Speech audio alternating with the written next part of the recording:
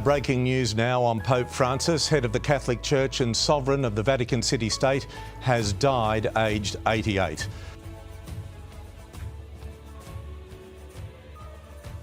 April 21st, 2025. The bells of St. Peter's Basilica ring in mourning. Pope Francis has died, aged 88.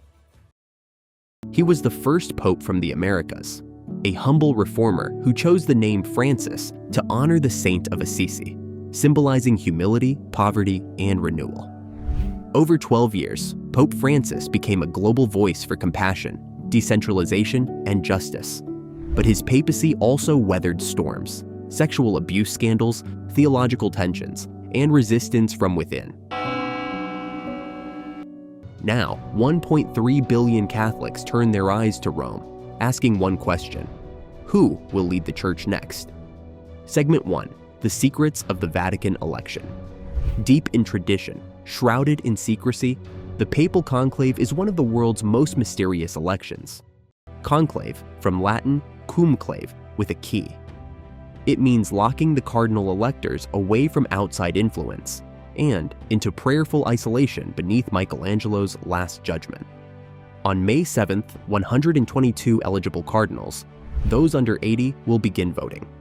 They'll meet for daily rounds, burning ballots after each session. Black smoke? No decision. White smoke? Habemus Papam, we have a pope.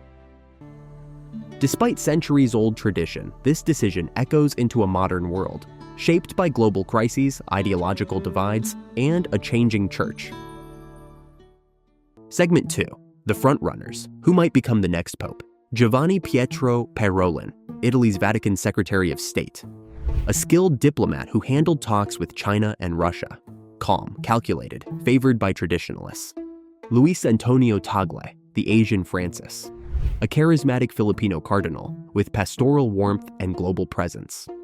A choice that would shift the Church's center toward the global south. Peter Turkson, from Ghana, champion of environmental and economic justice. With deep academic roots and decades of advocacy, his election would mark a powerful voice from Africa. Matteo Zuppi, Italy's Archbishop of Bologna, a bridge builder and peace negotiator, known for his ties to the Sant'Egidio community. A progressive with a heart for the marginalized. Others are rising quietly.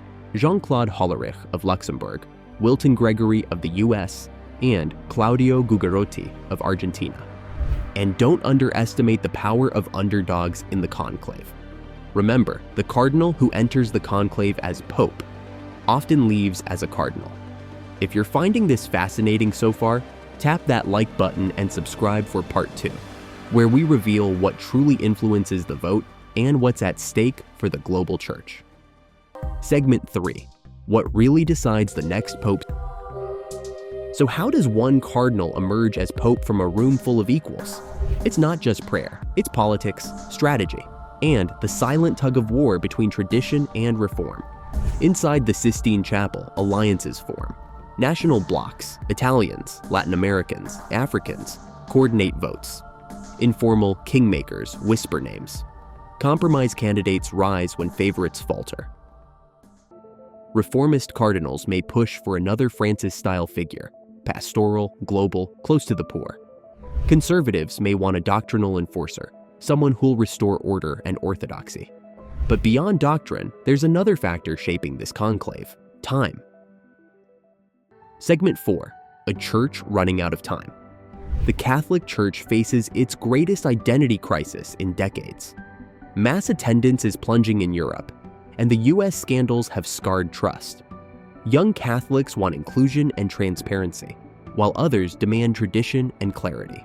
And all of this as the world burns: climate collapse, authoritarianism, refugee crises. The next pope won't just be a spiritual guide. He'll be a global leader. He must navigate politics without being political, be global yet rooted. Conservative enough for continuity, progressive enough for relevance. That is nearly impossible. Segment 5. What happens if they choose wrong? A polarizing pope could split the church further. A cautious choice could stall much-needed reforms. And a radical one could shift Catholicism's global center of gravity. Will the Church speak more to the global South or continue looking west? In 1978, the world got a surprise with John Paul II. In 2013, it was Francis. In 2025, we may be shocked again. The white smoke may rise any day now. The world will watch, billions will wait. And when the bells toll, the Church will take its next step into history.